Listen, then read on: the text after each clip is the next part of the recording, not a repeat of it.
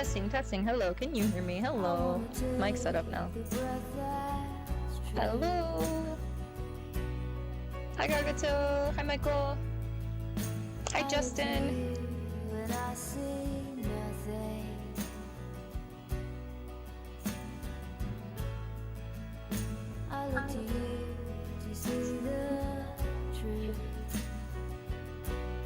Alright, the views are working again. Cool. Ever peoples. Okay, cool. Hi, Air Energy.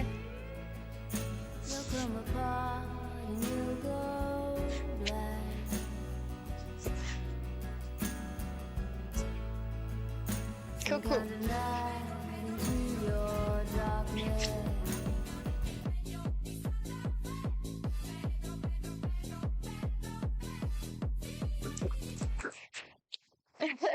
What's up, Kellogg? How you doing?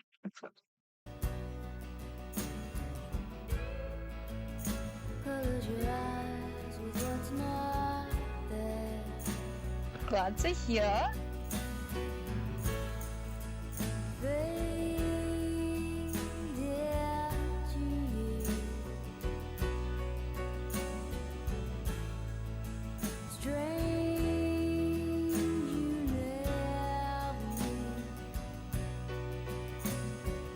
I'm not sure how that looks, if that works, Kagato. I gotta mess with the Botrix and see what that's all about. If it gives you like special perks or if I get to customize that. There's a lot of little stream things I gotta work out the quirks with. We got the blurp going on Twitch though, which is so much more fun to the stream. Kellogg loves it. So if you go in my Twitch bio, twitch.tv/CassieCatnip, and you scroll down, you can do little blurp sounds for 15 biddies. I don't know if channel points is enabled right now. I think it is, but 15 bits, and you guys can play sounds on stream. It's super great deal. Adds lots of entertainment points. You ever feel like life is an ocean? You can swim very well, and the boat keeps drifting away. You can or can't swim very well. Maybe I can find a pool noodle. Good luck finding a pool noodle, my friend. Are you okay? Are you drowning, Kellogg? Do you need a life raft? My friend, don't be afraid to ask for help, okay? I'm speaking from hypocrisy. Don't be afraid to ask for help. I sometimes am very afraid to ask for help, but I have gotten better at that. But don't be afraid to ask for help, my friend. Hope you're doing okay.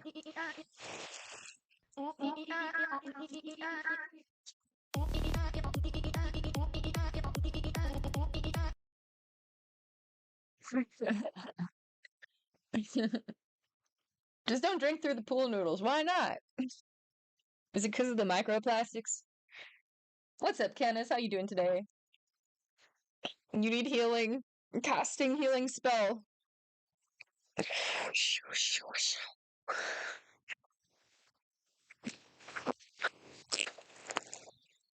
The healing spell has been cast. You're being healed through my hand womb. I'm kidding, I'm kidding. Why do I say these things? I guess that's why I'm a streamer. I just say stupid shit. No, because chlorine is poisonous. Oh, okay, yeah. But what if I drink ocean water with the pool noodle? Is that better? Roll a d20.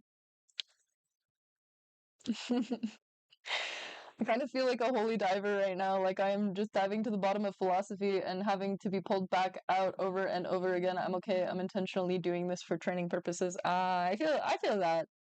I relate to that sometimes. Rule. Now I want to play the Pedro song. Okay, I like the Mazzy Star, but I'm feeling the Pedro. Okay.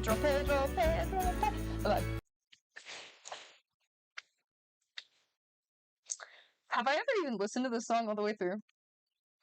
Oh no, wait, this one has the raccoon on it. Gotta do the one with the raccoon.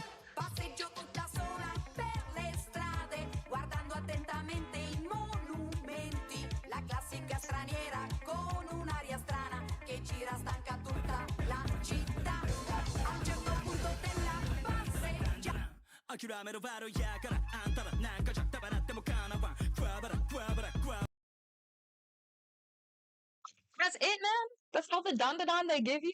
It's fucked up.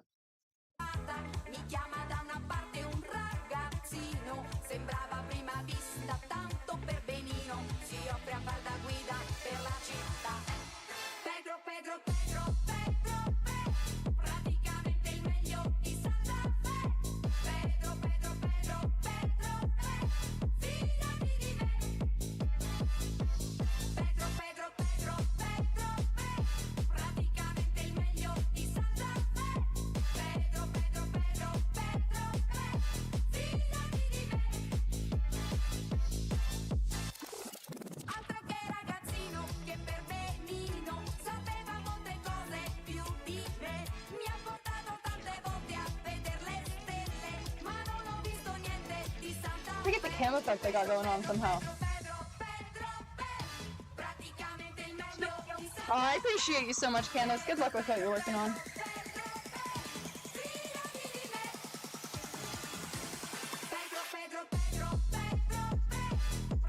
I'm sorry, Kabuto. I'd make you some tea if I could. I'm so sorry, bud. Yo, what's up, Sin?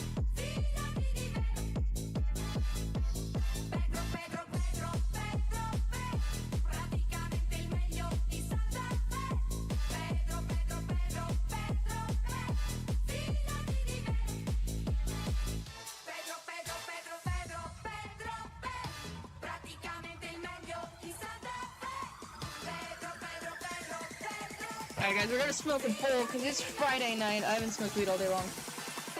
Let's go.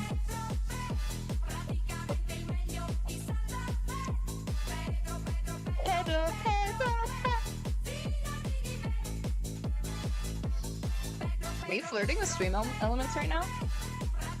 Scandalous. Bro, this strain I got smells so fucking good. What is it? It's an indica sherbet cake. So fucking good. Oh, it smells amazing. Smells so good.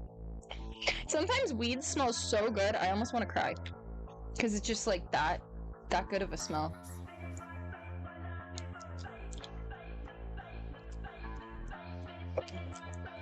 Love, it don't face me.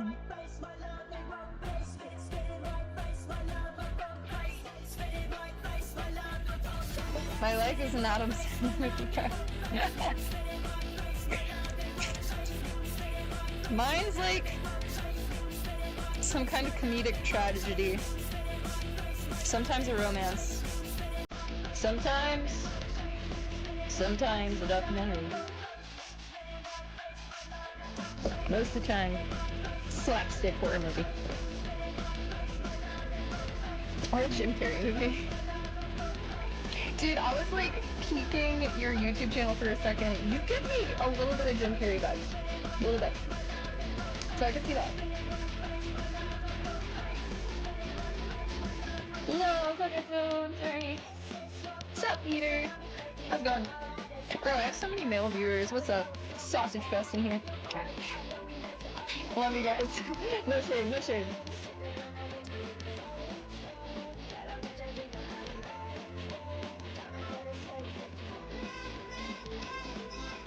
Welcome back, Michael.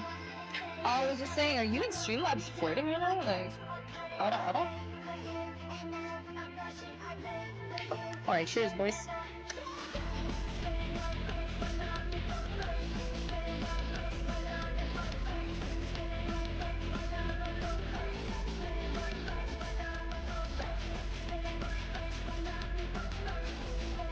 I might go live on TikTok too. I just updated my TikTok studio. It's been a minute. Is TikTok still getting banned? Is that still a thing? I've heard both yes and no for that. Drop by to say happy hoots. What does happy hoots mean to you, Peter? I've never heard that saying before.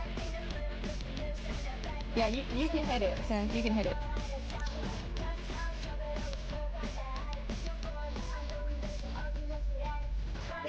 TikTok sketches you out? Yeah.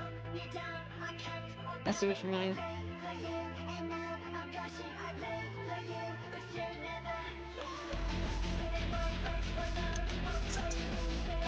happy to be getting like similar traction now on YouTube that I do have on TikTok, because for the longest time TikTok was the best platform to grow on. I think it still kind of is.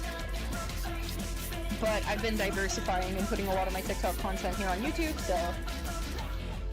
Drum paintings in the back. Thank you so much, Johnny. I did a couple of them. A few of them. Might work on some of those today.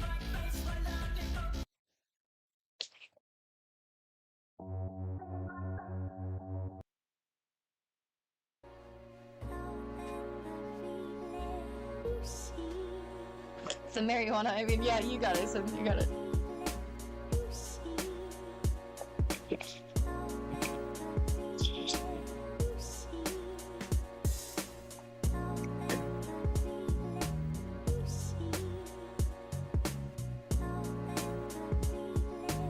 Majora's Mask taunts you, why?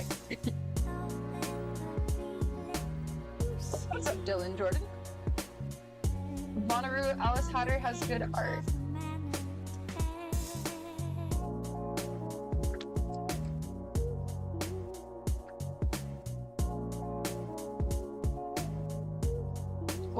What is that?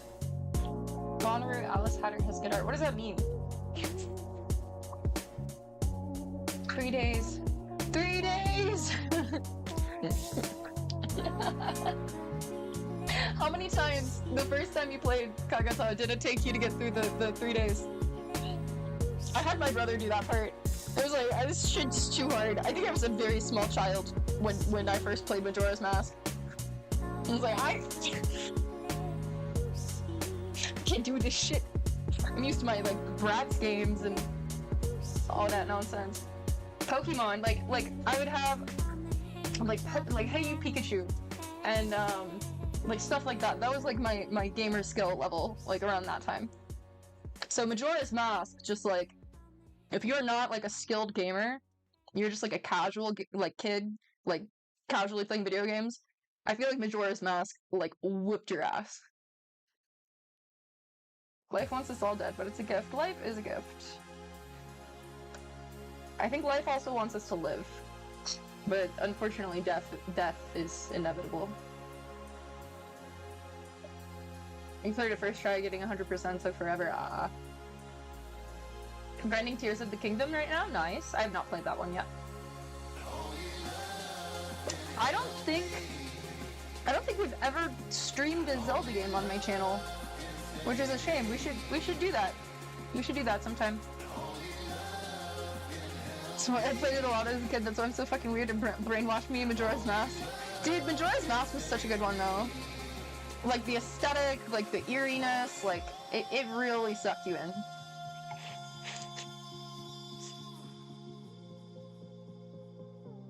You were 9 when you played it? I was probably a little bit younger, yeah.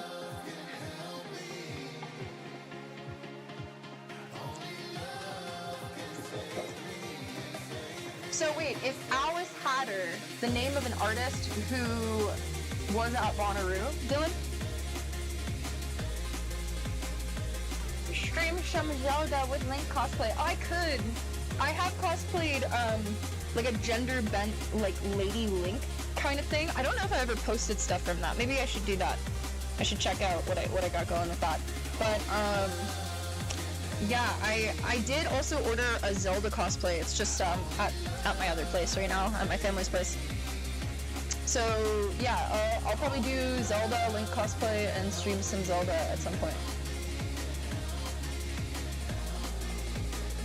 Oh, Synth, you're too sweet.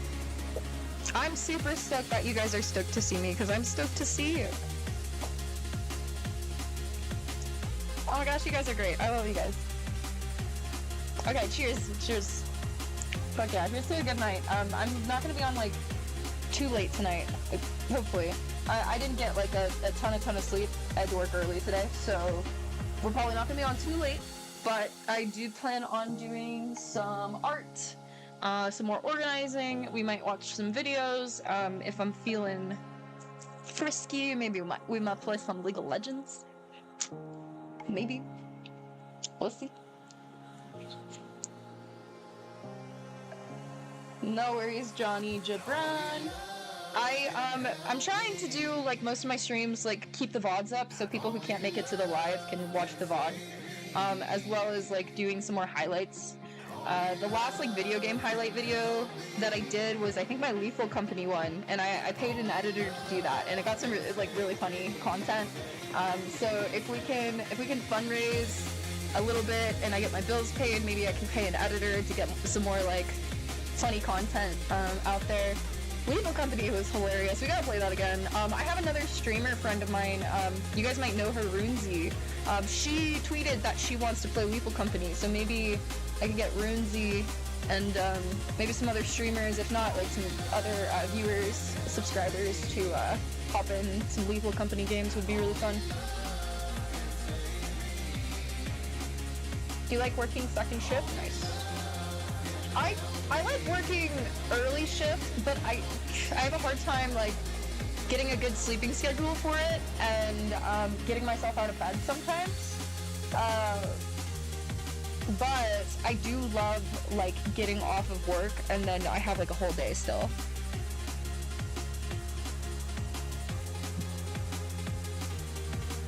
The last few updates have been something. Oh wait, updates on what?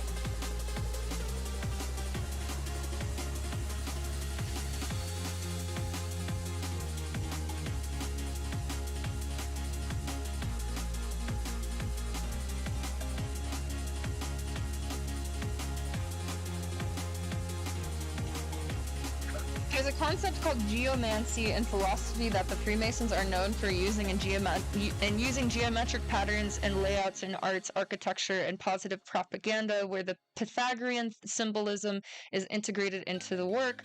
I think Legend of Zelda is Japan's way of doing this. Albert Pike, the author of Morals and Dogma, claimed Siddhartha Gautama was the first Freemason. I am now straight up zerged because I am getting theological. Wait, what does zerged mean? Let's move on, let's move on. No, I won't forget all the promises you made. You might regret talking me this way, so I'll just talk slow. Let's move on, let's move on. The Zerg are an insectoid alien race in the StarCraft games who achieve victory in battle through the use of overwhelming numbers. Interesting. You know they're high. Okay. Word. Yo, Frostwolf, what's up? I need some glow sticks and glass hearts for these groovy ass twos. Hell yeah, dude! I really want to have like a switch where I can like switch up the lights and stuff in the room. I really want to get my stream leveled up to that point at some point. I've been wanting to for a while.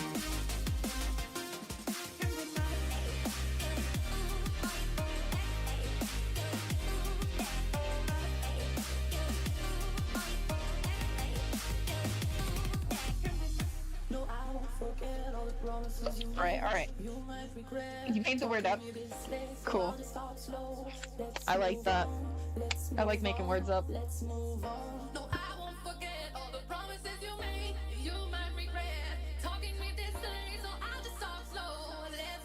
think I won't get on TikTok Live? Because of all the platforms I stream on, TikTok is the most bratty about like things like cannabis. For no goddamn reason.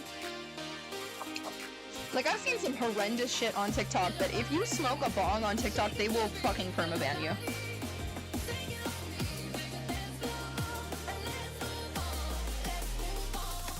Technically cargo too, yeah, at some point.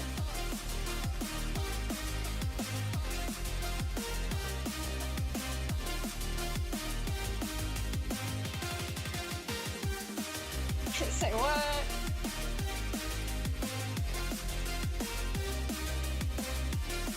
Oh, thank you, Johnny. I appreciate that so much. I do like to do my dancing. I appreciate it.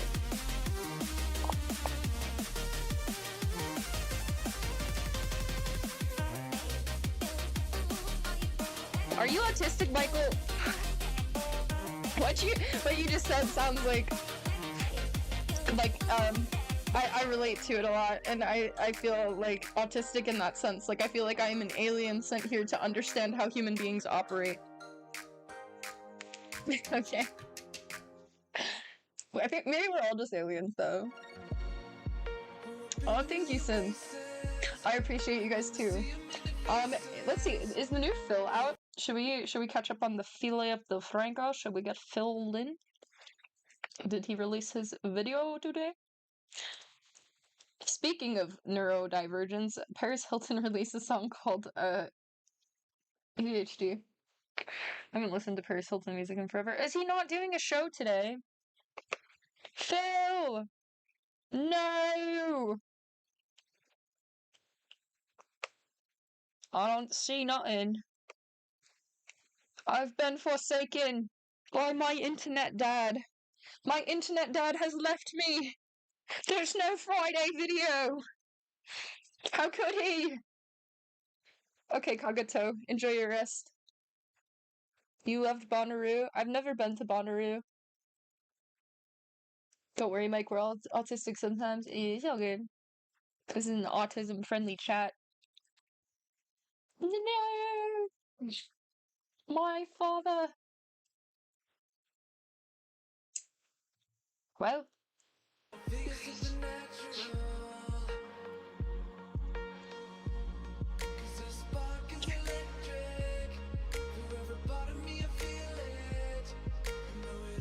I'm sorry, Dylan. Sorry to hear that.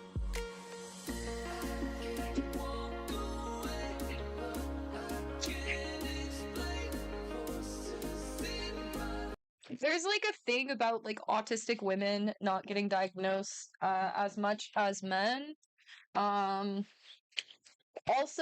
there's we can do a deep dive into it sometime, but there are people saying that autism diagnoses are going to increase over time. I gotta find this video and what he was saying. I forget his name, can't think of it right now. But essentially, yeah, they're saying like a percentage of the population in so many years is going to have autism, and the rates of diagnosis are increasing. Not necessarily because more people are getting autism, but I think we're better at detecting it and understanding it. And also, like, in the DSM, like back in the day, like say like when my brother was like diagnosed, I think he was diagnosed at like 4 years old. Um, they mistook it, I believe, for ADHD at first, and they prescribed him medication, and then they realized he was autistic. But anyways, back in the day, they couldn't diagnose you with autism and ADHD, but now you can have both autism and ADHD.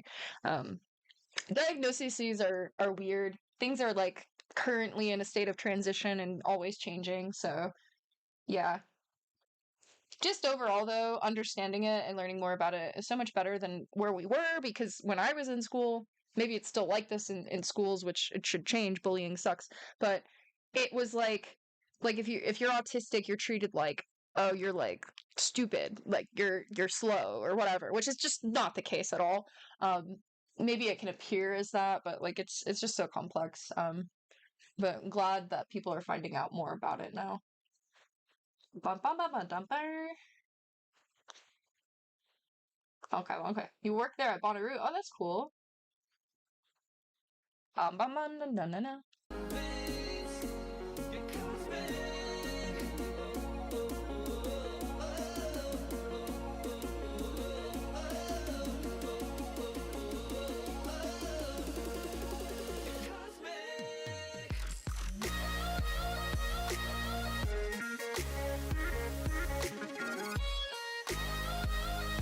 Zach Bush was the guy. Zach Bush was the guy. Maybe we could actually try and find that video real quick. And like watch it together.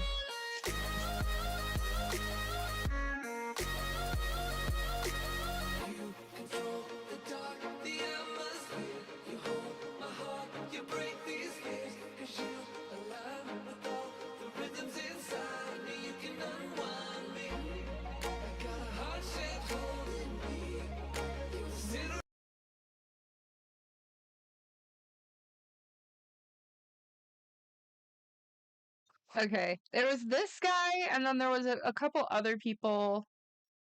that I heard talking about some cool things of autism. What inspires the hell out of me is imagining that your grandchildren and my grandchildren will instead go into an environment where the first thing that they are taught as they enter preschool is how to grow a plant. The second thing they're taught is how to get lots of plants growing in communication. And then by the time they're in high school, they're studying microbial quorum sensing and the intelligence of complex micro ecosystems and how they create intelligence in human beings to create a higher level of consciousness and behavior in their generation. That's my dream. And so to help me get there, we actually need to change first the farming industry. We can't have 46% of our children with a chronic disease, and unfortunately 1 in 30 children with autism. Our rate of autism is climbing so fast now that we're going to hit 1 in 3 children with autism in the United States. 1 in 3, yeah, that was the ratio. 16 years from now, 1 in 3 children with autism spectrum disorder. That population will not be able to be the creative, productive group that we need them to be. But when we support the health of those autistic children, we find them to be the biggest outside the box thinkers that have ever existed. I do believe there's a silver lining on this autism syndrome and that they will be the angels among us. If we create the space for them and we put resources around them, give them health back, their autistically wired minds come up with solutions we've never dreamed of when we're wired like we are.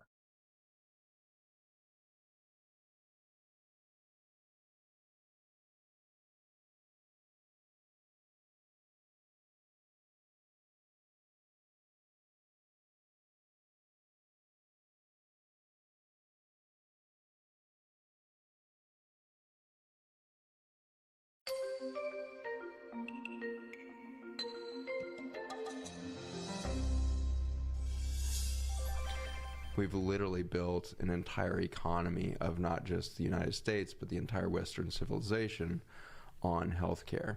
And that's been a hidden reality for a long time. Matthew McConaughey was the one in Interstellar, right?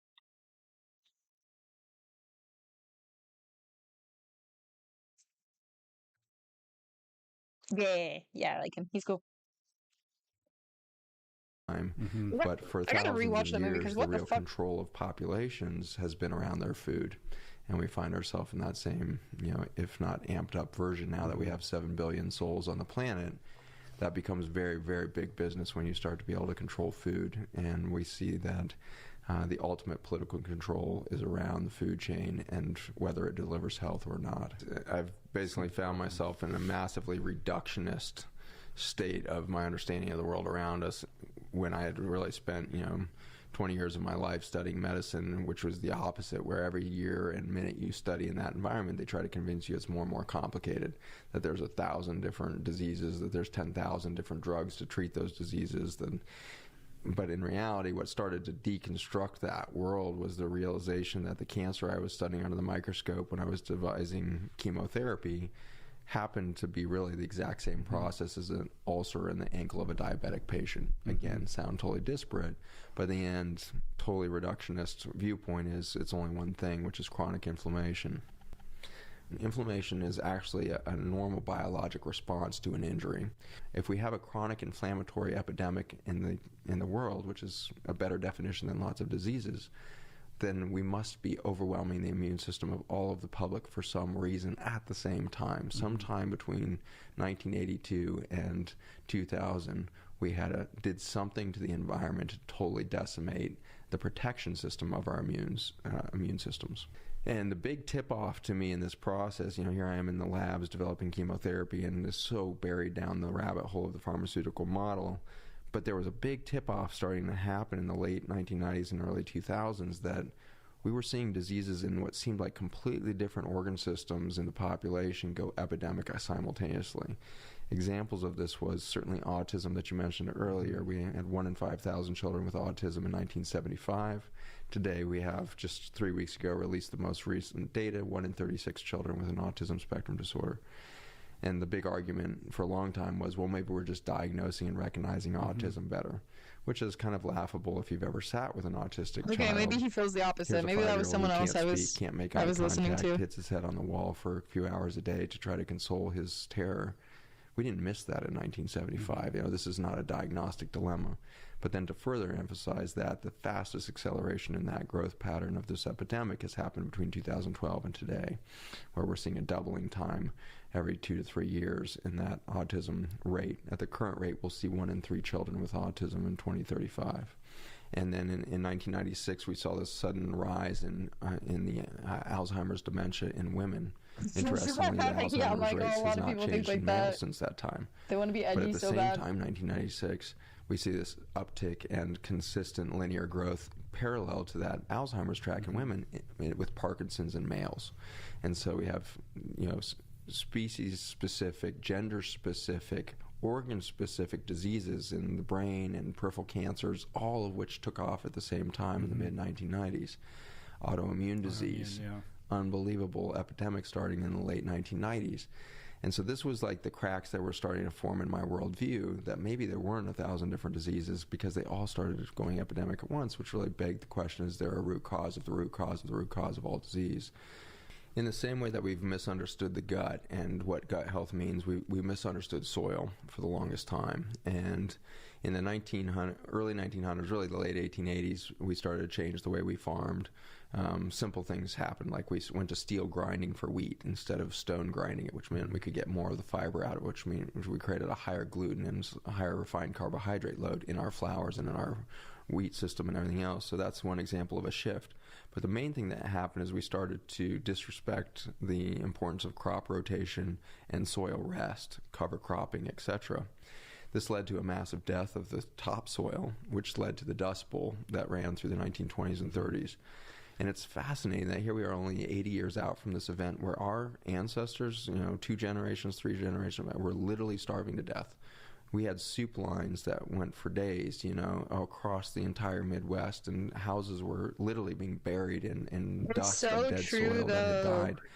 During the Dust Bowl, we actually, for the first time, started to outsource our food production because these people lost their local gardens and farms. So we started to rely on importing food for the first time, and we started to outsource that concept. Then World War II hit, and we did something interesting, which is we had this huge petroleum industry that was revved up bigger than it had ever been in the history, because we had all tanks, jeeps, mechanized warfare for the first time in human history on this scale. We had planes for the first time. I mean, this was like full out, totally different thing that had ever happened in history, and it was a world war, much different than World War I in its scope. And so we see this huge petroleum industry that suddenly grinds to a halt because the war is over. So we have this glut of petroleum, and we suddenly realize we can extract nitrogen, phosphorus, and potassium out of that oil, and we started making chemical-based fertilizers for the first time. So they found a new marketplace for this oil, and it was a great message to the farmers who were still suffering with bad dirt in the Midwest. Is like, you don't need to do crop rotation, you don't need to compost, you don't need to go back to thousands of years of farming tradition. Just spray this chemical on there. Yeah, forget about whatever you might have learned during the Dust Bowl. Yeah, yeah, that was 40 years ago. That's all ancient times. We're modern now. And so these farmers started using it, and it became a revolution for them, and it was actually called the Green Revolution of the 1960s. Dude, I don't even realize when I do it. I'm like doing it in my vlogs. Phosphorus, potassium, or NPK. And I'm like, how do I stop doing that?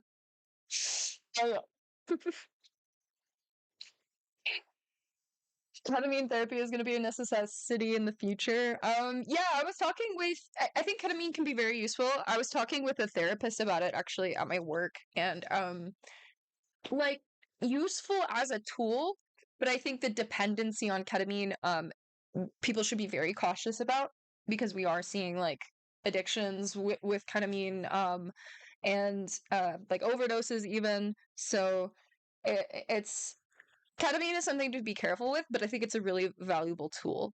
But I think things like MDMA, ketamine, psilocybin, are all great tools, that like people should be more open-minded to, with healthy use and in moderation and proper guidance if needed, But yeah, I'd much rather see people, though, like if they're gonna do something recreationally, I'd rather see people do ketamine or mushrooms than like fentanyl or anything that is much more dangerous. But We need legal mushrooms in Ohio, right? Oh, you need legal mushrooms in Ohio right now. Goddamn, do it, do it. Okay, so I have a video on my YouTube channel. The audio is kind of shit. I feel really bad for that because it was a really good speech, really good seminar, and I really wish I would have gotten better quality footage for it. But that's definitely something to learn from in the future. But if you go to my YouTube channel, I have a talk at the Psychedelic Cannabis Symposium in Colorado, uh, and I also have some other things on there too, like the Minds, not the Minds Meet. I need to post that still, but the Psychedelic Science Conference is also on my channel. My footage of it, at least. But the talk, at the activist seminar was really important information for everybody who believes that cannabis or psilocybin, whatever it is in your state, in your country, that is criminalized, wrongfully so. Essentially, how Rumsey he helped get it decriminalized in Ann Arbor, Michigan, and in Boulder, Colorado, and just extending that movement and how that was created, which is just like essentially getting the people in your town, your city, whatever, together, and especially anybody who has had positive experiences with these things, and giving their testimony and just bringing people together, throwing like a block party, just celebrating life, and also really bringing people together on the fact that, yeah, it's wrong to throw people in prison for cannabis, for psilocybin. Nonviolent drug crimes being heavily criminalized to the degree in which they are is not good for us. Like, it's not good for society. It's messing up families, it's messing up lives. And, like, the time is now. Like, you look at Colorado, look at California, look at Oregon, places in Michigan, like, this is happening. It's real, and a lot of people are like in the mindset like it is what it is, but it is what it is until it isn't, and we can fucking change so much by actually just having the right conversations and putting the right things on the ballot. What's the title of the video? Let me just go ahead and link it to you guys. I'm so sorry for the audio issues in it. I was a little nervous, and this is something that I'm definitely getting over with doing like my daily kind of vlogs is I get so nervous pulling out my phone. Like, I'm a content creator, like I'm a YouTuber. I've been doing stuff like this for over a decade. But I'm still have that like I don't want to be like obnoxious. I don't want to put a camera in people's faces. I'm a little like over considerate to the point where I stop myself from pursuing good opportunities to make good content, which is not really serving anyone. So I'm gonna try and film more stuff like this with better quality, allowing myself to put it out there more confidently. But yeah, that's the video. Posted it in chat for you guys. I'll post it in the Twitch chat too.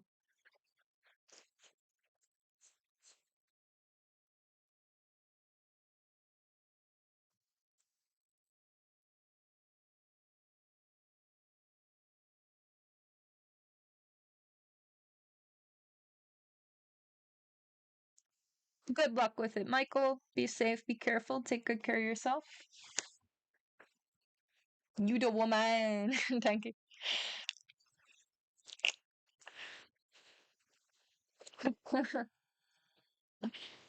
Okay. All right. Yeah, there's the video for you guys that are interested. Definitely check it out. Again, sorry about the audio quality. There's also another video. Let me go ahead and link that too. Because this one is also really powerful. Again, the audio is kind of scuffed. I came in like a little bit after the speech began. But this one was really, really good as well. Stephanie Shepard. She spent 10 years in prison for a suspected weed crime. It just baffles me to hear her share her story But like you see this happening, but it's so like so much more impactful to be in a room like for a speech like this. She's giving the speech to everyone, and she's just so open and so vulnerable and able to share this and just yeah, like if you go through something like this, you need to share it because no one should have to go through something like that. It is a crime against humanity that we criminalize people for cannabis. An absolute crime. Like there's unless you're like lacing shit and harming people, but like a plant that grows in the earth from God, you throwing someone in a cage for years of their fucking life, kidnapping them is absolutely fucking insane. And she touches on in this video like how, you know, if you're in a position of more power than like say she was, I believe she lived in the South. She, you know, is a black woman. I'm a white woman, grew up in the Midwest. Had issues with poverty in my life, you know, but I've been pulled over by police where I should like if I was someone else, if I looked different, you know, I would have been fucked. Yeah, so I very much feel the need to speak about things like this because as we speak, thousands of people, I don't know the specific number off the top of my head, are serving sentences in a slave-like prison system that makes profit for few people, just slaving their life away because they had a plant. And that's insane. That's fucking insane. It's a crime against humanity. Absolutely insane. I need an enabler like you in my life. Oh my gosh. No, and dude, honestly, anyone who has spent time in prison for things like cannabis, like, deserves some kind of reparations because just years of your life just gone. Like, or it doesn't even have to be years, you know, any amount of time, like, it never should have been criminalized. It never should have fucking been criminalized. Like anyone who's been affected by this, I've been arrested for weed. Anyone who's been affected by this, like we should like come together and form like a class action lawsuit against all of the government who enables this fucked up shit. It's fucked up. It's so fucked up, and more people need to just like say that. And now it's legal in some places, yeah, but it's not federally legal. It's legal by the state, but like say people who work government jobs, if they get caught smoking weed, they could lose their job because it's federally illegal. Like even in Colorado where it's been legal, you know, recreationally for what 9 years now, 8 years, something like that. You know, like you could still lose your government job if you get caught with weed. Or caught smoking it, rather, like on a blood test. It's insane. I get that certain jobs, yeah, like if you want to have that, you know, stipulation, but definitely, like, I don't feel like anyone should fear, like, oh my god, I'm on a road trip. If I cross the border and I have any of my plant medicine on my person, I could go to prison for life. No one should ever fear that, in my opinion. I think my opinion is great, though, so definitely take it with a million grains of salt. Sadly, in Texas, got put in a cell only for a day for half an ounce of weed. Ooh, you're lucky it was only for a day. But damn, that sucks, though. That really sucks. In North Carolina, I got pulled over with a smoke in my car and a grinder in my seat, and nothing happened. Nice. North Carolina seems to be, like, one of the more progressive, like, open-minded states of the South, from my perception of it. Yo, yeah, let's hit this shit. Let's celebrate. Let's celebrate our freedom, bros. And also, yeah, like I live in Colorado. I'm very blessed. So I very like honestly one of the reasons I live in a state where like weed and mushrooms are decriminalized is because I feel the need to speak about it after getting arrested for it at 18 cuz little 18-year-old me like was scared shitless. Like you know, like you should not be fucking criminalizing people for that. They treated me horribly. Horribly, man. For some fucking weed. Universe is telling me to chill out. Simmer down me. I'm back. Yeah, I gotta hit some weed. I'm too talkative right now. Never made it to Colorado, but you lived in Kansas like 3 different times after leaving Germany. Oh, cool.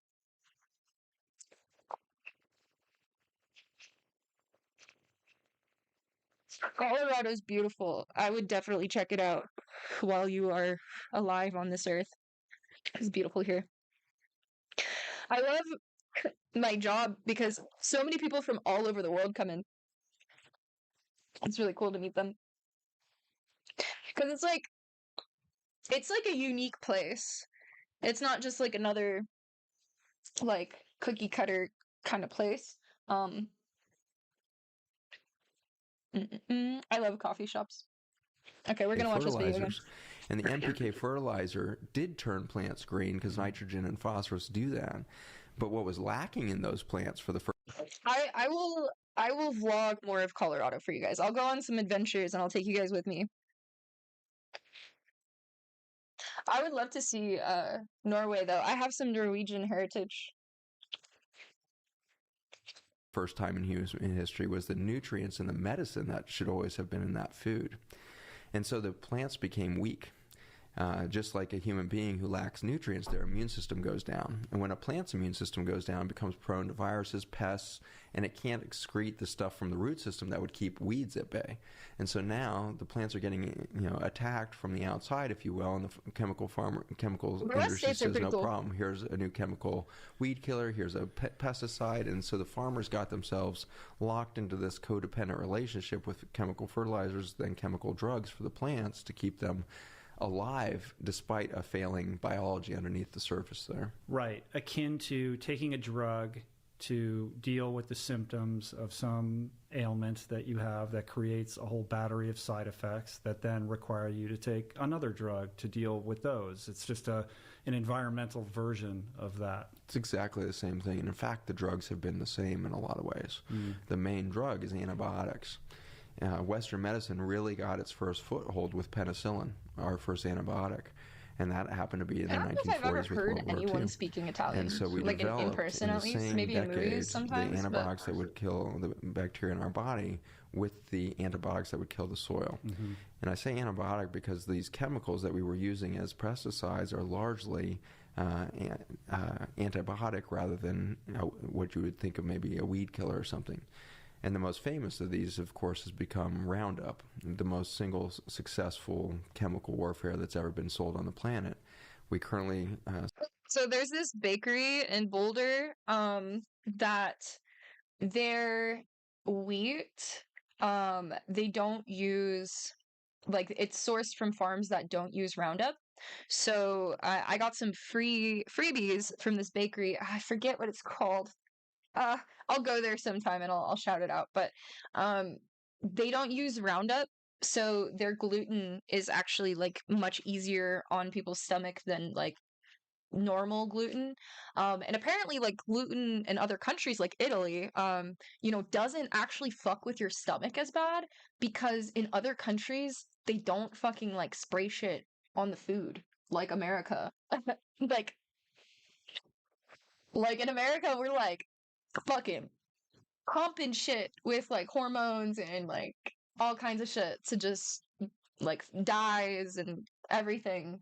Like I was actually just talking with someone today about like how fast food commercials will like spray hairspray on the food for the like marketing to like make it look like holy shit, something's going on.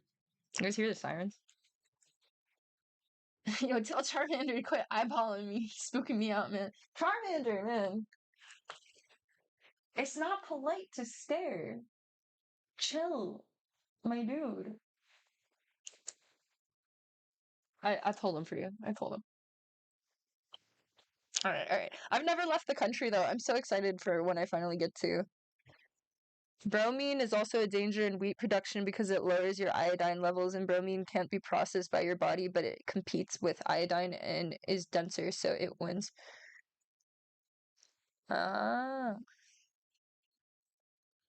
Weed tard. But sell and use 4.5 billion pounds of glyphosate, which is the active ingredient in the chemical, to treat the soils of the earth. 4.5 billion pounds of a single chemical annually. That chemical was never patented as a weed killer. It's only been patented as an antibiotic, and then it was repatented as an antiparasite, antifungal. Yeah, that was the original purpose of it, correct? Well, it's the mechanism. It's the mechanism they recognized. And so the mechanism of glyphosate is to go in and block enzymes in soil bacteria, fungi, and plants. And that enzyme pathway is called the shikimate pathway, and it's important because it makes a number of the essential amino acids.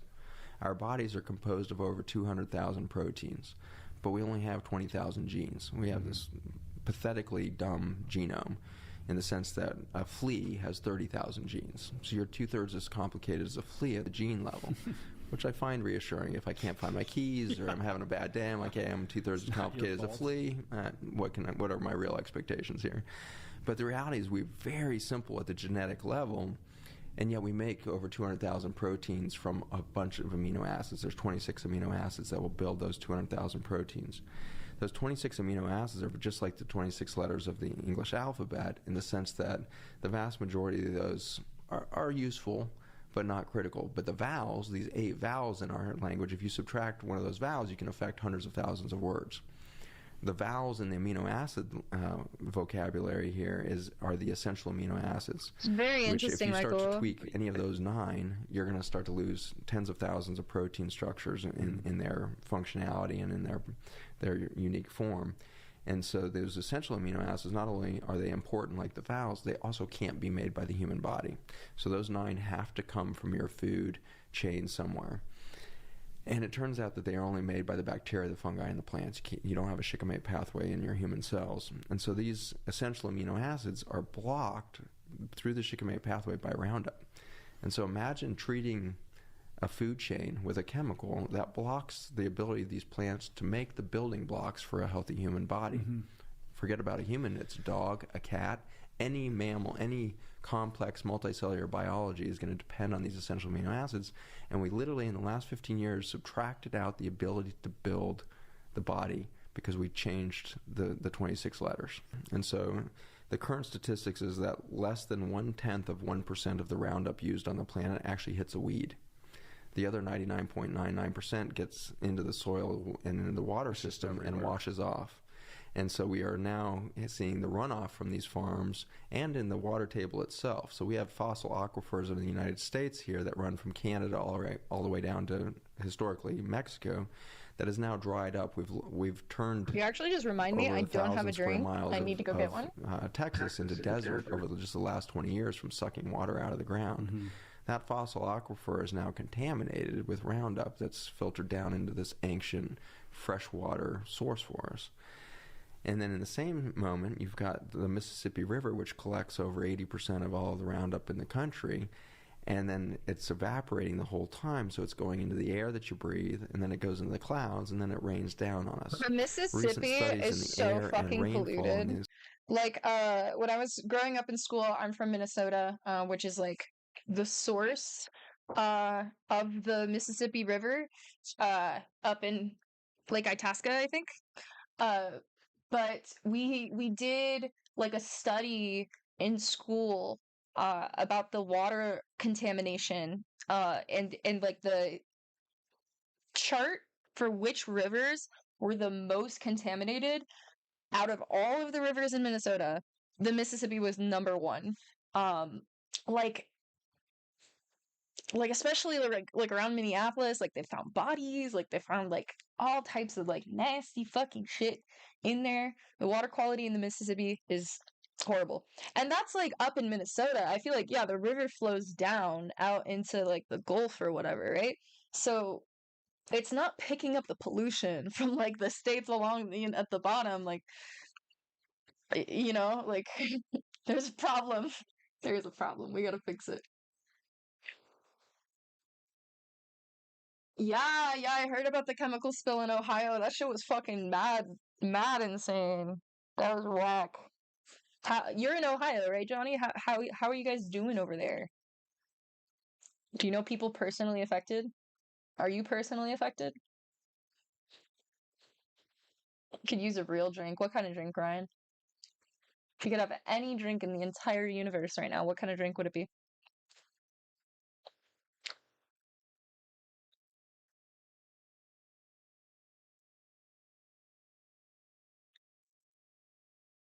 Oh, damn. Oh, so like it was in northern Ohio, so it's probably like fucking up. Was it like near a river, like fucking up like things along the line, kind of like Mississippi? Damn. Yeah, no, dude. I mean, like shit that's happened in Minnesota. I'm like, holy fuck, because that's like my home state. Like, it's crazy. Jack and Coke, nice. If I'm gonna drink alcohol, I think one of the ones that I like is Sailor Jerry, or plum wine's pretty good, but it gets kind of sweet. It's like a little too sweet. Hurts my tummy. Ayahuasca, you'd have ayahuasca. Robitussin. That pink drink. I'd have a Pepto-Bismol. Oh my gosh. Oh.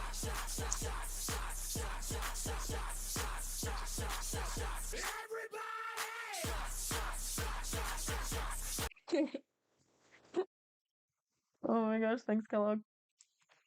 Everybody. Oh, The southern United States is showing 75% of the rain, 75% of the air contaminated with Roundup. So before you even take a bite of food, you're being hit with an antibiotic when you breathe. You're getting hit with an antibiotic when you experience rainfall. And so you may be growing organic crops, but they're getting rained on. And so we have now locked this water-soluble toxin into our environment. Fortunately, to give you a little bit of breather here from the bad news, is that there are bacteria and fungi that can eventually digest the glyphosate. The downside is we need to stop spraying it so that they can return. Mm-hmm. We're decimating those very bacteria and fungi by the presence of Roundup to the point where they're not digesting it. Current estimates is if we stop spraying Roundup tomorrow, it would take about 50 years before our ecosystem saw a drop in the level of Roundup below our toxic level. If the conspiracy theorist was right, then we'd see 1 in 2 people with cancer, we'd see 1 in 30 kids with autism, we'd see Parkinson's going crazy. They're literally repeating back, if it was toxic, we would see literally what we're seeing, And so the reality is the public health statistics have gotten so grim in the last 8 years that nobody can call this a conspiracy theory anymore. Right, but it's almost like, but where's the smoking gun? The smoking gun is what's been missing. Mm-hmm. That's what we found in 2012. So in 2012, we found it backwards. I don't think anybody's actually smart enough with the human gray matter that we're given to actually create a paradigm shift prospectively, right? So every great, mind that we look to in past, Galileo or, Ben Franklin or anybody, we said, they discovered something, or, Edison. These just came at moments when the evidence got so overwhelming that it became obvious, I'm not a big fan of alcohol anymore either. In the same way, in 2012, the evidence was getting so overwhelming that we were onto something in the nutrition world. But at the time, I was still thinking cancer therapy, because my background was in chemotherapy development. And so when I found these molecules in soil that looked similar to the chemotherapy. No singing, please. Who the fuck are you? The singing, please? What? No singing. What? What? Are you? Listen, brother. Therapy I'd been making, a lot of bells started ringing of like, what is that? Where'd it come from? How is that medicine in the dirt? Ricky, where is that coming from? Said no singing. No singing. What the fuck kind of boomer ass weird shit is that? No singing. Bruh. In my house, we sing. We fucking sing. Okay? I have a headache right now because I started drinking too early today. No, drink some water, synth. It's an AMC thing. What?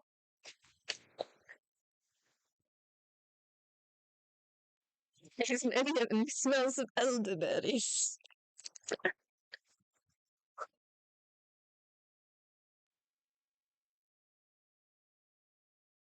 What?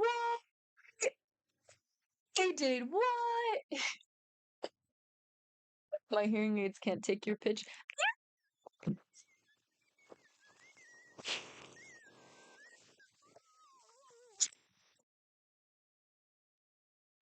And within a few weeks of that discovery of those molecules, we found out that bacteria and fungi were making these specific shapes of these carbon molecules. And that really closed the loop for me, because there had been some papers coming out in the mid-2000s in the cancer world that were starting to say that the bacteria in your gut were predicting which cancers you would get. If you were missing these bacteria, you would get prostate cancer. If you had these bacteria, you would get breast cancer. That was so radically bizarre and out there for our current model, even to this day, as to how cancer worked. But now you fast forward 8-10 years, and now there's tens of thousands of articles that are showing that genomically, the bacterial genome is way more important in determining cancer than the human genome. And so this reality was hitting. And so in 2012, when we discovered these chemicals that look a little like chemotherapy that are made by bacteria and fungi in the soil, it suddenly closed the loop of, oh my gosh, what if the bacteria in our gut is doing the same thing? What if the bacteria and the fungi are actually our best source of medicine for everything?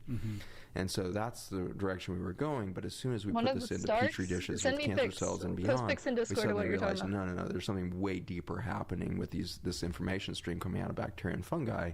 And it was my chief science officer, Dr. John Gilday. He's a PhD in genetics and cell biology, and he was the first to realize that we had put our finger on the glyphosate toxicity issue, is that this communication network from the bacteria and fungi was actually supporting the protein structure in our gut lining.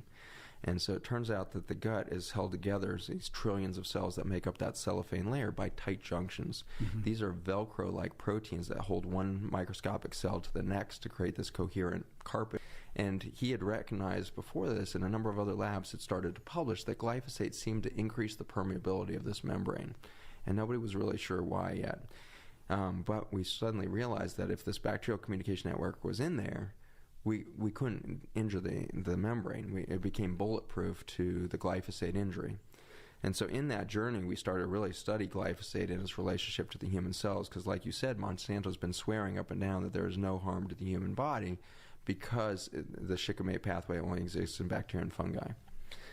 Well, that may be true regarding that enzyme target, but the classic thing with any drug is it always has off-target effects, right? So ticks, TikToks, drugs.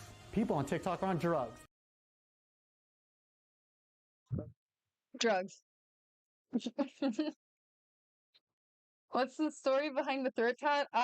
Okay, so I'm going to make a tattoo tour, and I will do in-depth kind of like little story about each of my tattoos.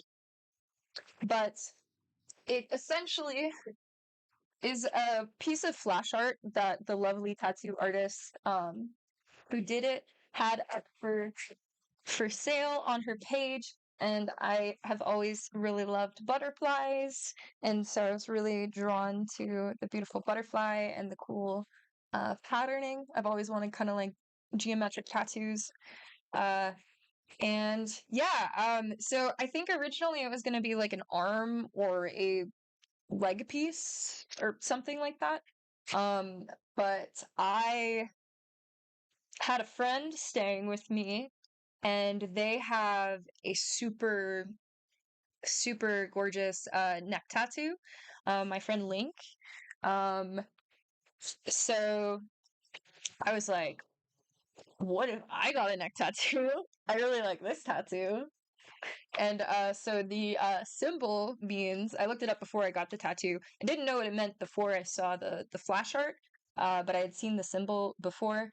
But I looked at the meaning of it, and what stuck out to me about the meaning was, I believe, prosperity, abundance, and the union of the divine masculine and divine feminine energies. And I have, in my life, struggled with the recovering femcell, okay? I have had a lot of trauma in my life, from just distortions of masculine and feminine energy, and like my perception and others' perception of what that is, and a lot of, yeah, just like projections and like trauma with it. So for me, a lot of my tattoos are kind of like a spiritual thing, like a kind of like ritual, like stepping into a different version of myself. And yeah, so I very much felt called to that being like healed. And yeah, harmonizing that instead of having such a like negative paradigm with like all men or whatever, or like, that kind of stuff. Because I feel like we're all traumatized in a sense, with gender stuff, like, like there's a loneliness epidemic for a reason. It's like everyone has this idea of what men are, what women are. I feel like some people are coming out of that and like looking at the nuance of it and the better aspects of that instead of just the, yeah, like misogyny isn't masculinity. And I think for a long time, I would be afraid of masculinity and men in general because I would conflate it and be traumatized by much misogyny. um, but yeah, I feel like the misogyny can come from a lot of trauma with females, you know what I mean? And it's a way to like kind of project that instead of dealing with it, you know what I mean? Um, yeah. It's okay. I feel like a lot of us have, and I feel like I've come a long way with it, and I appreciate you guys being here. Um, and yeah. Did the part under your jawline hurt?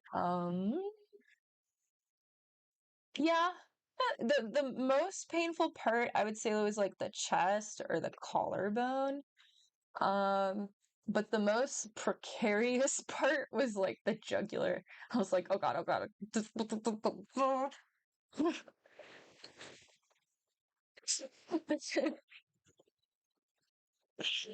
Oh my gosh. But yeah, definitely the most painful tattoo, like in this area. Probably like the second most painful tattoo I've had is like under here. That was pretty painful. The skull, you would think the skull would be bad, but I think because it's like flat and there's not like a lot of like joints or connecting things, the skull isn't too bad. What's up, Adam? Collarbone is bad. I don't know what noise I did. Like,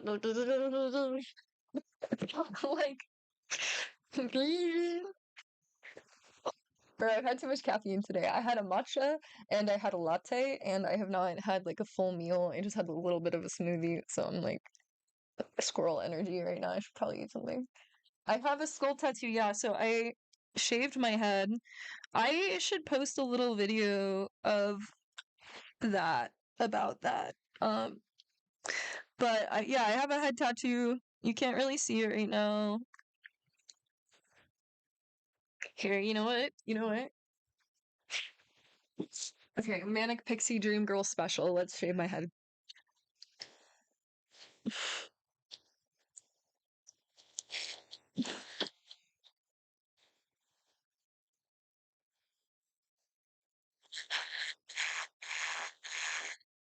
By the way, this hair trimmer is on my TikTok shop.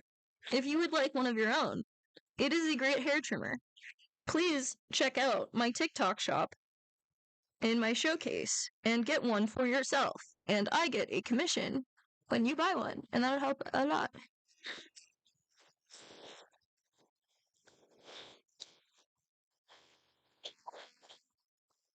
There you go. It goes like all the way around here.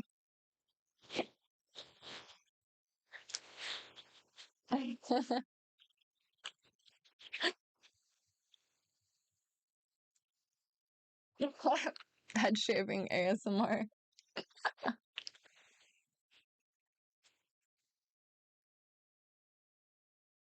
You're a redneck and a Mormon.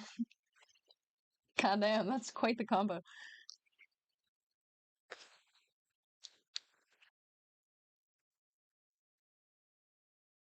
Sorry, I do drugs.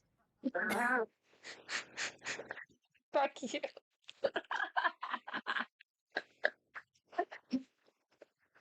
Oh, man. Yeah, no.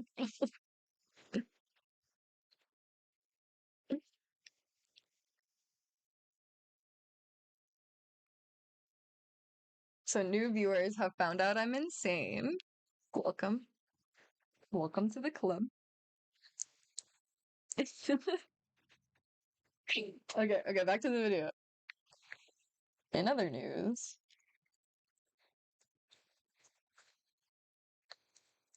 I don't know who that is. Joseph Smith. Is he a Mormon? Is he the Mormon guy? That's why drugs have side effects, is they don't actually go and do exactly what your doctor says it's going to go do. It's going to hit a bunch of other receptors and do other things. The side effects of glyphosate that are outside of the shikimate pathway is direct injury to the protein structure that holds your gut lining together. This would be bad news if that was it, but it turns out that every macromembrane in your body, the blood vessels that fuel your entire body with oxygen and nutrients, are held together with the same tight junctions. The blood-brain barrier that protects your peripheral nervous system and your brain, same tight junctions. The kidney tubules that are held together to detox your body, same tight junctions. And so what's happened as we've introduced a chemical that's directly toxic to this Velcro-like protein is we turn into leaky sieves on the front end, gut leak and nasal sinus leak. And so every time we breathe, every time we eat, we're starting to leak and our immune system gets overwhelmed. And then the blood vessels that are supposed to deliver either an immune response from peripheral or get nutrients to some distant space is also leaking. And so we're getting permeability of the blood vessels. Then you get to the blood-brain barrier. This is supposed to be the holy of holies. A peripheral nerve or the brain is supposed to be protected against everything in your blood, because even glucose, which is the main fuel for your brain, should not get into the brain in an unregulated fashion. It will damage the nerves. And so the holy of holies of the central and peripheral nervous system is being destroyed. And so if that's true, if glyphosate was really damaging that, then we should see a massive explosion in neurologic injury to children and adults starting in about 1996. And that's exactly when we see this steep increase happening in autism, Alzheimer's, Parkinson's, neurodegenerative conditions like MS, autoimmune diseases, and all the rest. I mean, all of this has sounded like a lot of bad news, but identifying a problem is so much of the solution, you know. And so now that we identify the problem, look, we've put into our food chain a chemical that deletes the ability to build a healthy human body. Manic Pixie Dream We've Girl put into freebie. the food chain a chemical that deletes the medicine out of our food, which we didn't have time to talk about, but that same shikimate pathway makes the alkaloids, which are the medicinal features of our food, is deleted by glyphosate. So we build a diseased body, we build a food chain that doesn't have the medicine in it, and then we take away the most vital thing, which is this microcosm, macrocosm phenomenon you just talked about. So far I've been describing to you that we are losing the identity between the outside world and our immune system by the breakdown of these membranes. We get leak. That's literally taking away self-identity from the immune system, and so we get autoimmune disease where we're starting to react to our own body as if it was foreign. As a drug in an IV in the same your way, brain, at the macro level, that's crazy. I believe That's we're some losing our self-identity as human beings 88 as we shit. start What to the leak. fuck? And we start to become majorly depressed, panic Use real disorder. drugs. We start to get lost down these rabbit holes of doubt, insecurity, fear, guilt. We have spiritual crisis. We have relationship crisis that's on an epidemic level equal to cancer and beyond. The ability to stay in human relationship seems to be the most complicated thing that we could possibly endure right now. It's because we are literally losing self-identity at the cell level, because we are eating a chemical that breaks our self-identity at the cell level. Something. No more caffeine until I eat something. And it results in an immune reaction and a healing process. I think that's what's happening to our society right now. We have a sickness and a disease on the planet of loss of self-identity and human consciousness of our purpose here, only to trigger the ultimate healing process, which is to realize that we're all one. We are all on one mission to find truth in ourselves and through one another. We are calling in community. We are going to overcome the isolation of our cell phone era. We're going to start to touch each other more. We're going to hug each other more, because we have to. And that's a beautiful healing process that I already see afoot in the world around me. And I'm blessed to be able to go and speak all over the world right now. And I'm blessed in that journey to see humans changing their macro consciousness as they change their diet, as they change their nutrition, as they get in touch with their food chain, as they put bacterial and fungal communication networks back into their body. They come back 18 months later to my clinic and they'll say, "Doc, I just left my husband. He's been abusing me for 35 years and I finally realized I don't deserve that." And I left. And so a woman can in an instant suddenly realize, as her boundaries go up at the gut and at the blood-brain barrier, her macro boundaries of that's not spiritually and psychologically appropriate. I am me, I am important, I am loved, I don't need that kind of abuse in my life. In the same way, I'll have somebody walk in and say, "Doc, I just quit my job. I just started my company that I've been wanting to start for 30 years and wasn't confident enough to start, and I just realized I am ready, and I just did it." And so I have this goosebump experience over and over again, despite some of the tragedy that's in the talks that I give and the science that I now know. And I'm constantly seeing this bubbling up of human hope and human healing and consciousness coming on, and I take great hope in that. I take great excitement that if a few of us can become conscious and aware and awake right now, it has a ripple effect that is so quick, and it has to be quick, because one thing we can be certain with, no matter what background we come from scientifically or politically, we can agree that any society faced with 1 in 3 children with autism will collapse under a financial blow that is inescapable. And so we're about 16 years away from a sure, complete collapse of our financial status as a country, and yet we don't hear a single politician talking about it. Because why? Because the politicians are not the solution. You and I are the solution as consumers, and we are doing it already. The organic food movement, nobody predicted how successful it was going to be. 10 years ago, it was less than 1% of the food sold in the country, and now we're pushing it. We're up to maybe 4 or 5% in a lot of communities. If we can push that to 16%, these are numbers that were apparently leaked from Monsanto in their marketing analysis. If the American food chain became 16% organic, Monsanto and chemical farming would lose its financial stability. Thank you for watching this episode of After School. I'm Dr. Zach Bush, and I'm just honored to be with the community at the fabric of our nature. But Black Dynamite, I sell drugs to the community.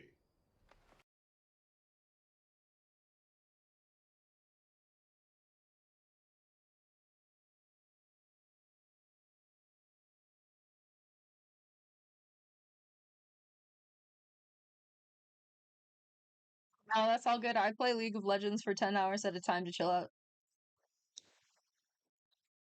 It's bad.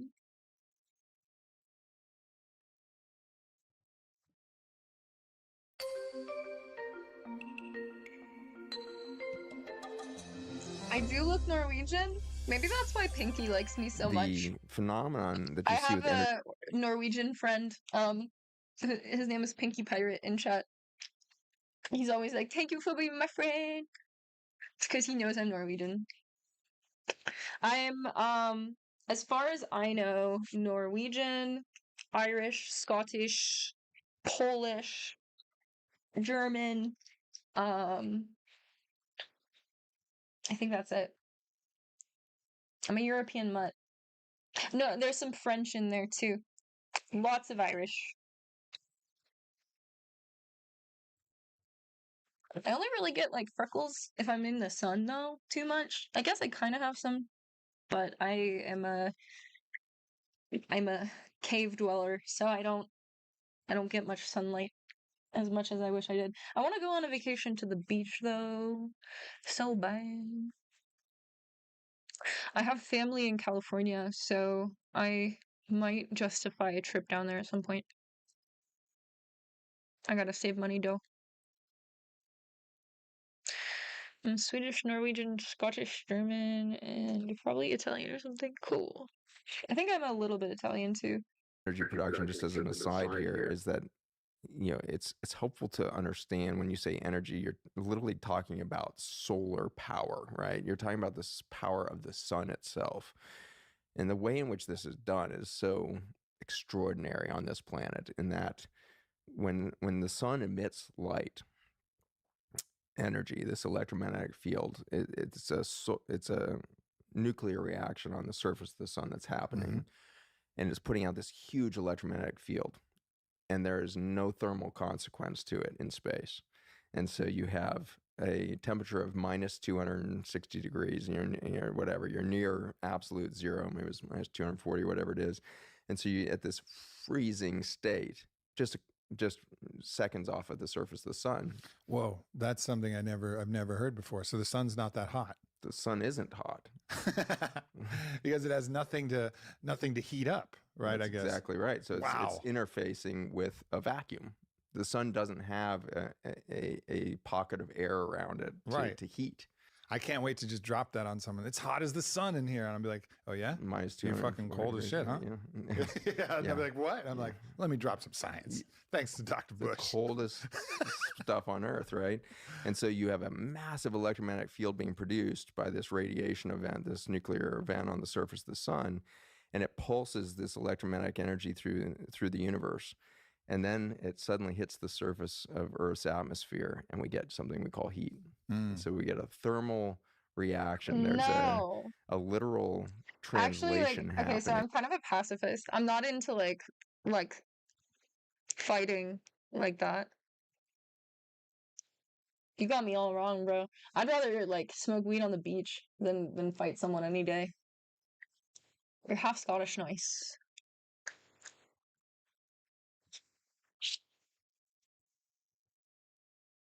Pikapi. Welcome back, Michael. Dread it. Dread what? Oh. Existential dread.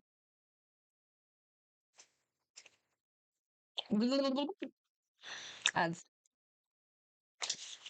In the physics of the situation. So you've got this huge electromagnetic field that's moving in the form of light energy and magnetism that then hits the surface of the Earth and is translated into thermodynamics. And so you go into a heat phenomenon. In that thermal induction, you have the potential to change the forms of water and carbon. And in the plants, this took on the form of plastids, which are basically mitochondria that live in plants instead of multicellular biology on the animal side. They come in many forms, these plastids, and they do many cool things that lead to the medicine within our food and all kinds of interesting things. But the most famous one, obviously, is chlorophyll, which then takes that thermal energy from the sun, turns it back into an electromagnetic event. And so you're no longer thermal, you're now going into a release of electrical energy that's then put into the reaction between carbon molecules. So now you can take CO2 and build it into large carbohydrates or fats. And so that was the beginning of this move towards a respiratory potential for the mitochondria. And so plants, as they start to do photosynthesis, they're capturing and translating solar event, from the sun into a carbohydrate. And then that carbohydrate put into the environment can be consumed now by a respiratory bacteria or a multicellular mammal ultimately that can then put that into the bloodstream, get that down to the point where it can reach a mitochondrion, and the mitochondrion then reverses the whole process. The mitochondria takes these large carbohydrates and fats. And, so many of us spend so much time talking about low-fat diets, high-fat diets, high-protein diets, carbohydrates. The mitochondria don't care what the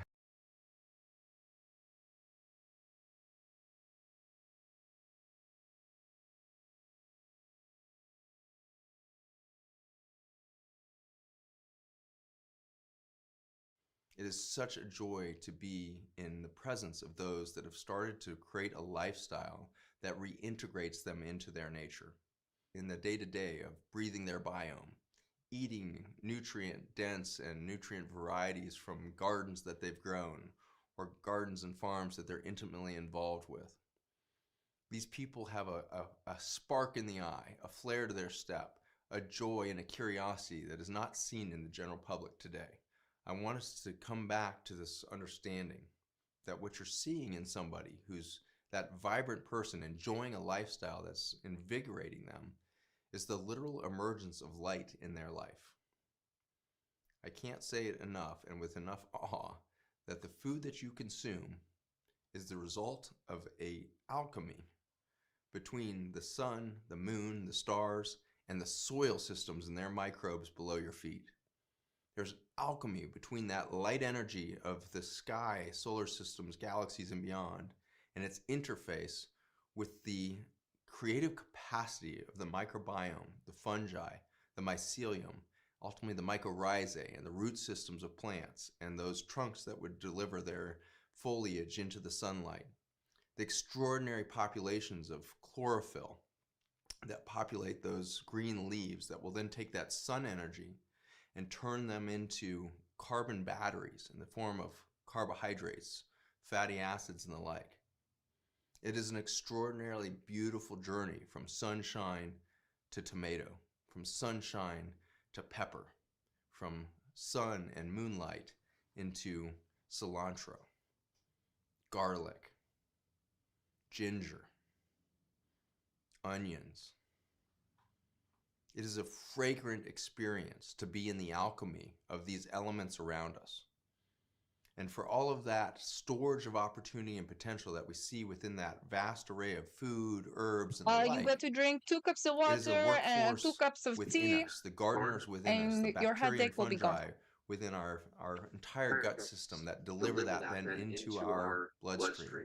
Filtered and packaged I'm sorry. by the liver, I don't know why I did then that. delivered out into the entire matrix of 70 trillion human cells that are imbued with the life and the creativity you can post in caps in here. Botrix is lying. Quadrillion mitochondria. A whole Botrix is other being bullied. I'm workforce of sorry. bacteria that look extremely similar to the chlorophyll in the plant that captured that sunlight in the first place. And now those mitochondria go about breaking down the long chains of glucose, fatty acids, and the like to release the sun energy back into you.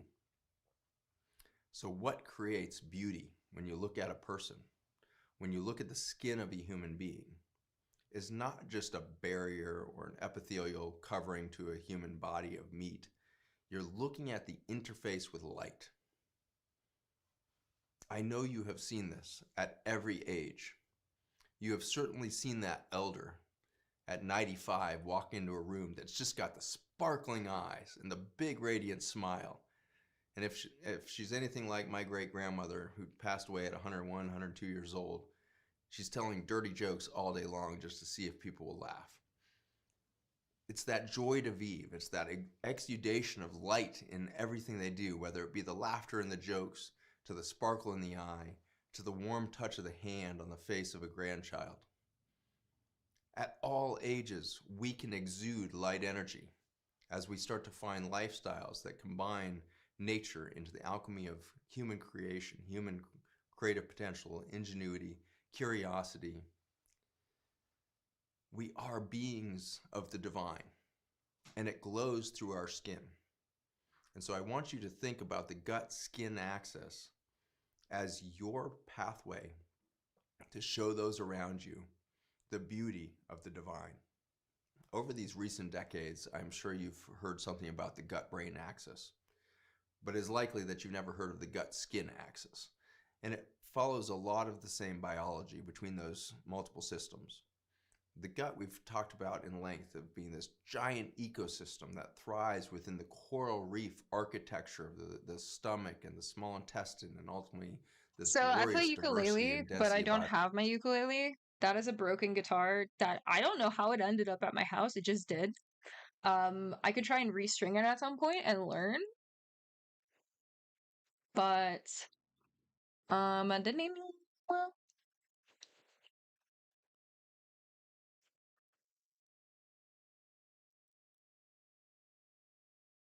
This man taught the Elric brothers. Yeah. Like from Full Metal. Thank you.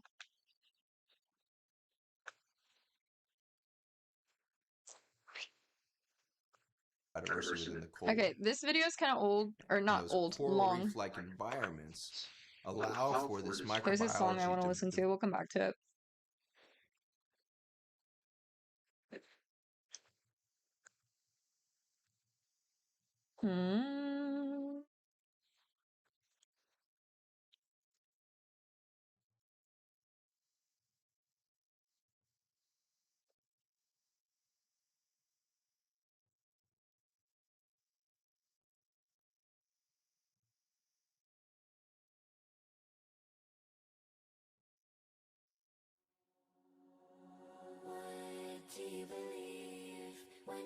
is watching, what do you believe? What do you believe?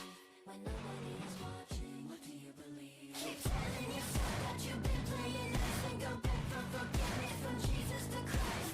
Beg for forgiveness from Jesus the Christ. Beg for forgiveness. Sorry, the beginning part was stuck in my head. I had to listen to it. Yeah, I have some covers on my channel.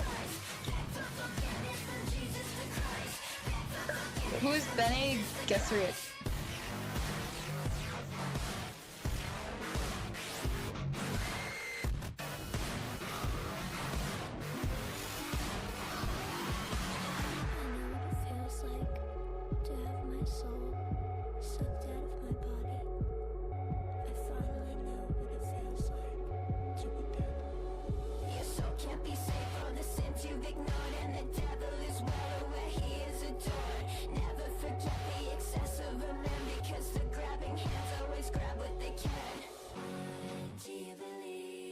What's up, Joe?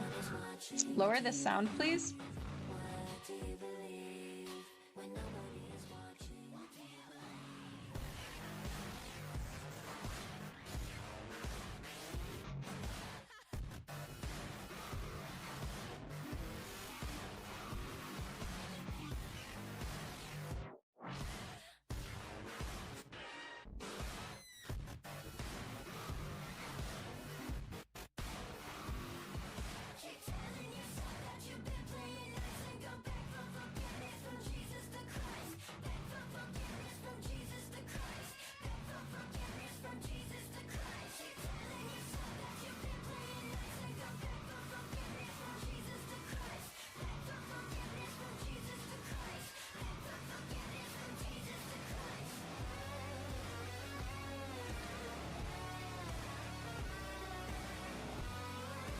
So I've never read Dune all the way through. Maybe that's one that we should read on stream sometime.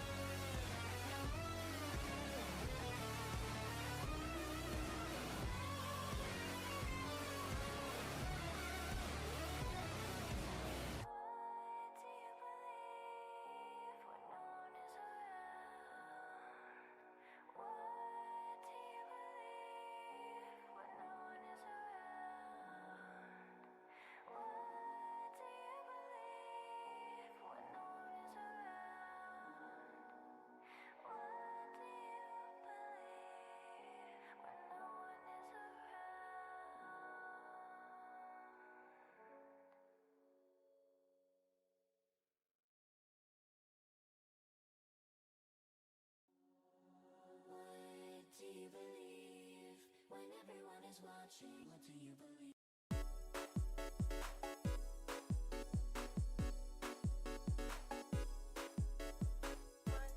Hey, Johnny. Thanks for hanging out.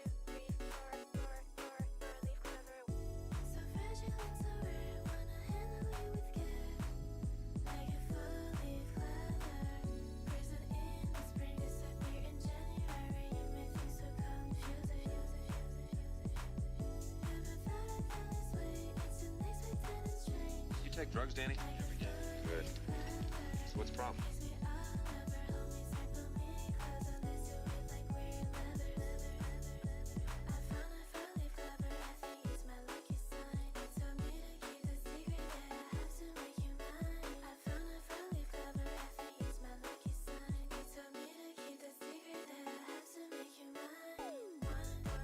So I did read part of Dune. The first time I read Dune was when I was homeless. That's also when I watched Cowboy Bebop for the first time.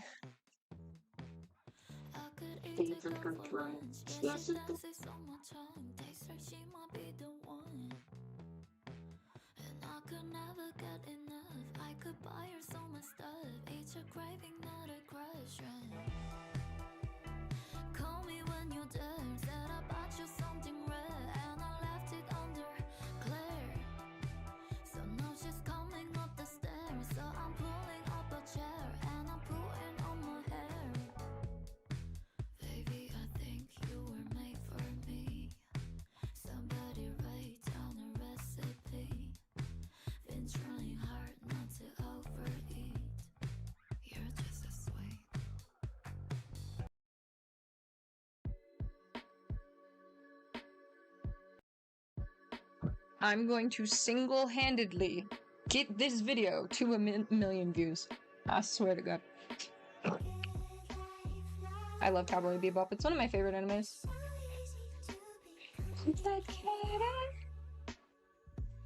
It's so to be typical. Oh, outfit check? Fuck. I am actually wearing Cowboy Bebop pants.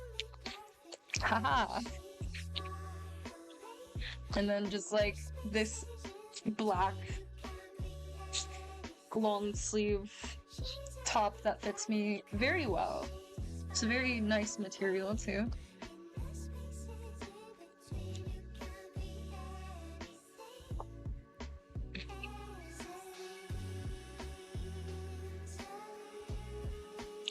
Thank you. Yeah, I love Samurai Champloo. We were just listening to Nujabi's blah blah blah, and we were talking about Samurai Champloo. What's up, Dixon? How you doing? I don't talk with them anymore, Dixon. I don't know what they're doing. I hope they're okay. It is! I love this artist so much. Yeah. The times, they are a-changing. I kinda listen to that song now. But thank you. I appreciate it. I hope you're doing well too.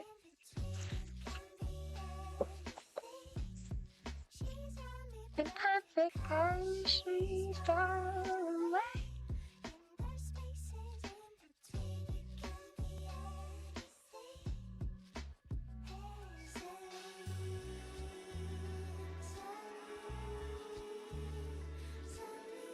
What are you cooking?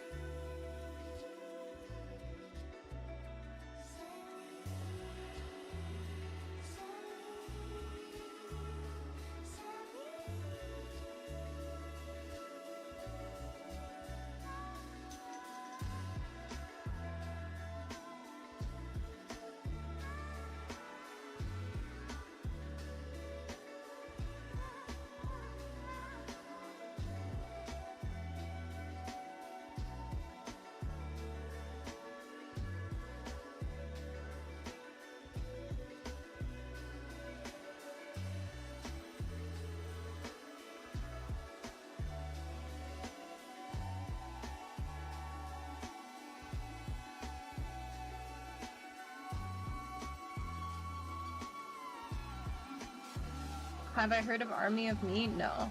Wait, maybe. I think so.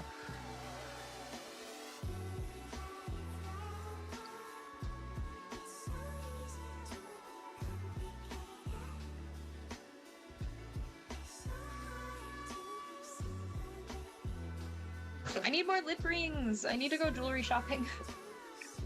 I can't believe I lost them all, man. I suck.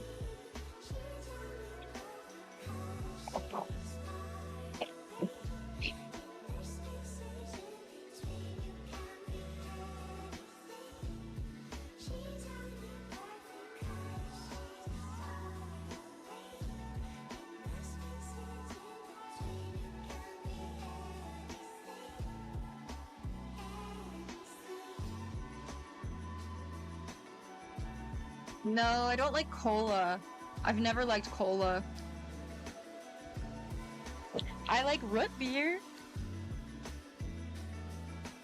But not Barks. Unless it's vanilla Barks. Like from the freestyle machine. But I prefer like Mug or A&W, or even better if it's like a local, like homemade root beer.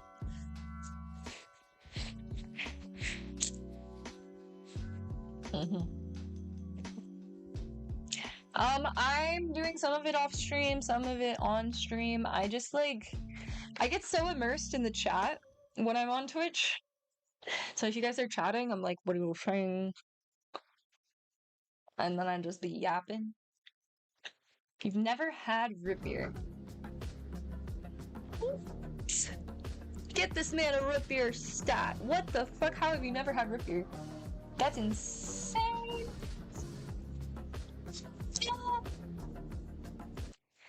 This is the song? What is the song? Do you have a link, Kellogg, to what you're talking about? Can they treat us like humans, please?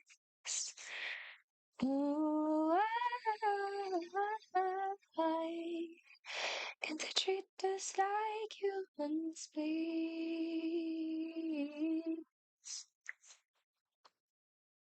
Birch beer? I've not had birch beer. I've heard of birch beer.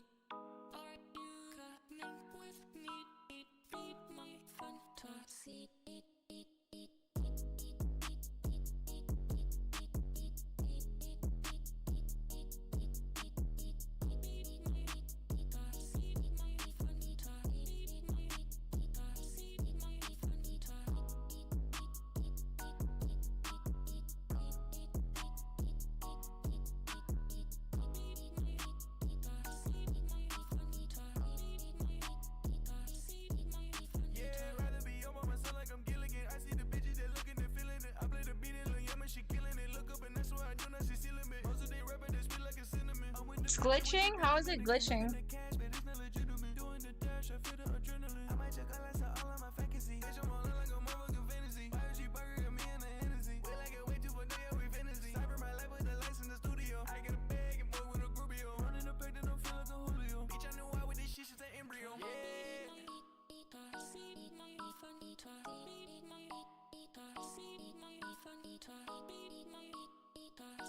Go.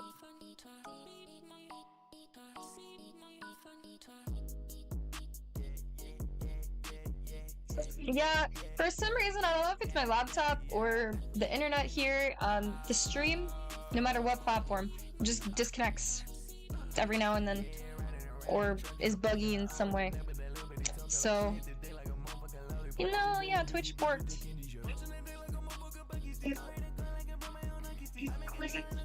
But, YouTube, I think the VODs have been pretty consistent.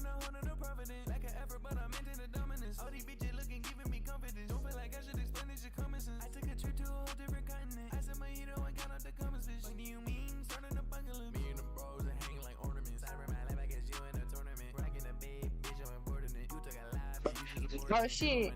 Yeah, do it. Tag me.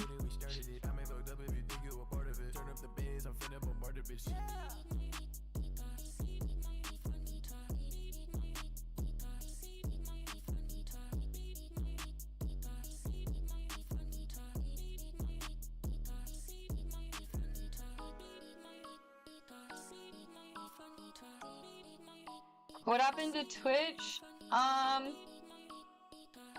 It disconnects sometimes. I think YouTube's pretty consistent. But yeah, it seems like Twitch and Kick are disconnecting every now and then. How many wigs do I have? I don't know if I've counted.